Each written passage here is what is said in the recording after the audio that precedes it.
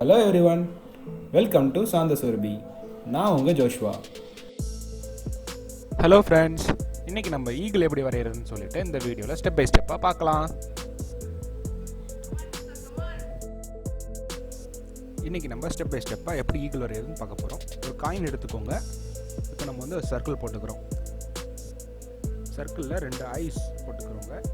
உங்களுக்கு வந்து ஓவலாக வேணும்னா போட்டுக்கோங்க, இல்லை சர்க்கிளாக வேணாலும் போட்டுக்கோங்க. இப்போ கிளியராக தெரியுது. இப்போ வந்து நம்ம நெக் போட போகிறோம். இப்போ அடுத்த ஸ்டெப் வந்து நெக். செகண்ட் ஸ்டெப் நெக் போட்டுக்கோங்க. இப்போ தேர்ட் ஸ்டெப் என்னன்னு பார்த்தீங்கன்னா அதோட பீக் தான், அதாவது மூக்கு. அதோட மூக்குன்னு சொல்லுவோம். பேர்டுக்கு வந்து பீக்குன்னு சொல்லுவோம் இங்கிலீஷில். இதை தெரிஞ்சுக்கோங்க. அந்த பீக் வரைய போகிறோம். அந்த பீக் வந்து எப்படின்னா ஈகிளுக்கு மட்டும் வந்து கொக்கி மாதிரி வந்திருக்கும். கொக்கினா இந்த மாதிரி வந்திருக்கும். மற்ற எல்லா பேர்டுக்கும் ஷார்ப்பாக வந்திருக்கும். ஏன்னா ஈகிளுக்கு மட்டும் ஏன் எப்படி வந்திருக்கு அப்படின்னா அது வந்து ரொம்ப கிங்கில்.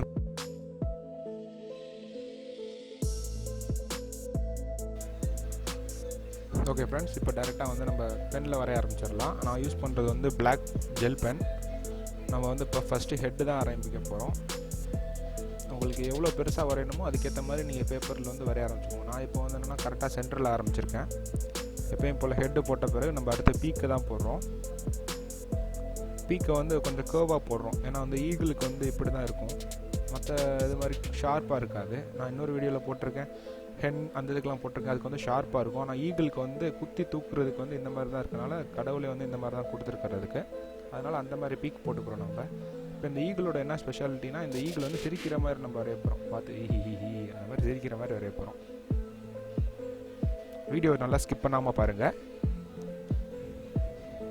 இப்போ வாய் போட்டுக்கிறோம் நம்ம.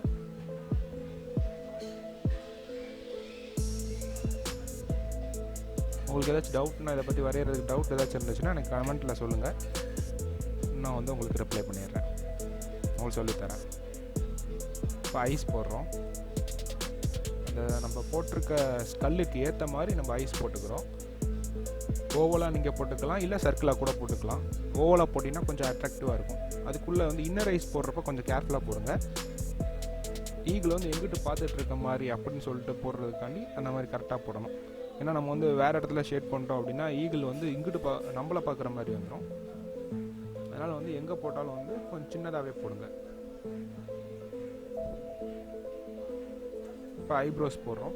ஐப்ரோஸ் வந்து என்னென்னா கரெக்டாக திக்கன் பண்ணிடுங்க.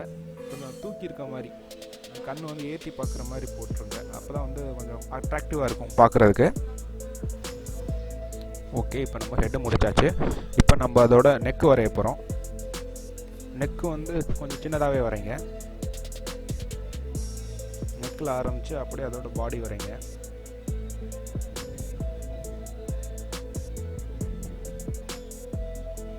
பாடி வரைஞ்சிட்டு இருக்கப்போ அதோட ஆம்பிட், அதாவது கை, அதோட ரெக்கையை வரைய ஆரம்பிச்சிருங்க. ஒரு சைடோட ரெக்கையை அப்படியே வரைய ஆரம்பிச்சிருங்க.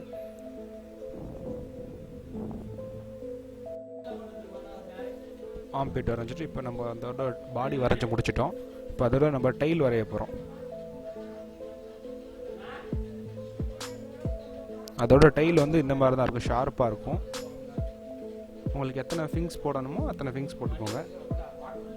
இப்போ நம்ம அதோட லெக் வரைய போகிறோம். அடுத்து அதோட லெக் வரைஞ்சிட்டா அந்த டயக்ராம் வந்து நம்மளுக்கு கம்ப்ளீட் ஆயிரும். ஈகிளுக்கு எல்லா பேர்டுக்குமே 2 லெக் தான் இருக்கும். அதோட கால் வந்து கொஞ்சம் ஷார்ப்பாக இருக்கும், ஏன்னா பிடிச்சி தூக்குறதுக்காண்டி.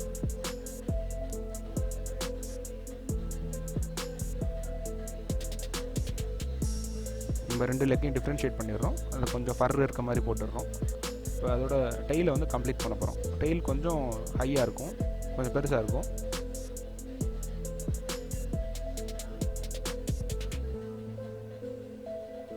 ஓகே, இப்போ நம்ம வந்து ஓரளவு வரைஞ்சி. ஓகே, இப்போ நம்ம வந்து அடுத்து அதோட பாடியையும் ஹெட்டையும் டிஃப்ரென்ஷியேட் பண்ணுறோம். இப்போ நம்ம ஷேடிங் ஆரம்பிச்சிடறோம். ஏன்னா ஷேட் பண்ணால் தான் நம்மளுக்கு வந்து ஒரு 2D எஃபெக்டில் நம்மளுக்கு கிடைக்கும். ஒரு அளவு கொஞ்சம் நேச்சுரலாக இருக்க மாதிரி இருக்கும்.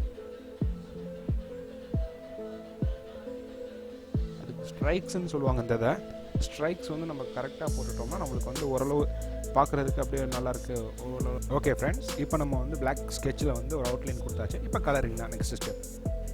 கலரிங்கில் எனக்கு ரொம்ப பிடிச்ச விஷயம் என்னென்னா, எனக்கு பிடிச்ச விஷயமே ட்ராயிங்கில் கலரிங் தான். உங்கள் இஷ்டத்துக்கு நீங்கள் எந்த கலர் வேணாலும் இதுக்கு நீங்கள் ஷூட் பண்ணிக்கலாம். உங்களுக்கு என்ன கலர் பேர்டு வேணுமோ உங்கள் பெட்டு வந்து என்ன கலரில் நீங்கள் வேணும்னு நீங்கள் ஆசைப்பட்றீங்களோ அந்த கலர் நீங்கள் யூஸ் பண்ணிக்கலாம். ஆனால் மறந்துடாதீங்க, any dark colour with light colour அந்த மாதிரி காம்பினேஷன் எடுத்துக்கோங்க. இப்போ நான் இந்த இடத்துல ப்ரௌன் எடுத்திருக்கேன் என்னோடய பேர்டுக்கு, அதனால நான் அதோட பீக்குக்கு வந்து எல்லோ கலர் கொடுக்குறேன்.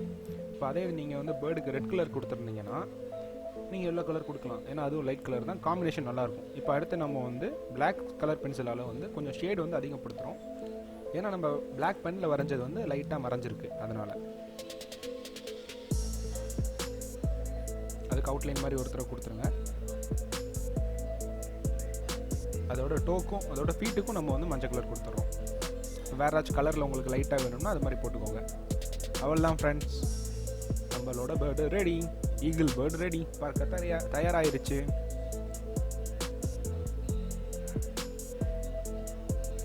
ஓகேவா ஃப்ரெண்ட்ஸ், இந்த வீடியோ பிடிச்சிருந்துச்சுன்னா லைக் பண்ணுங்கள், ஷேர் பண்ணுங்கள், உங்களோட ஃப்ரெண்ட்ஸுக்கு ஷேர் பண்ணுங்கள். வேறு எந்த வீடியோ வரையணும்னாலும் கமெண்ட் பண்ணுங்கள். தேங்க்யூ, பாய் பாய்.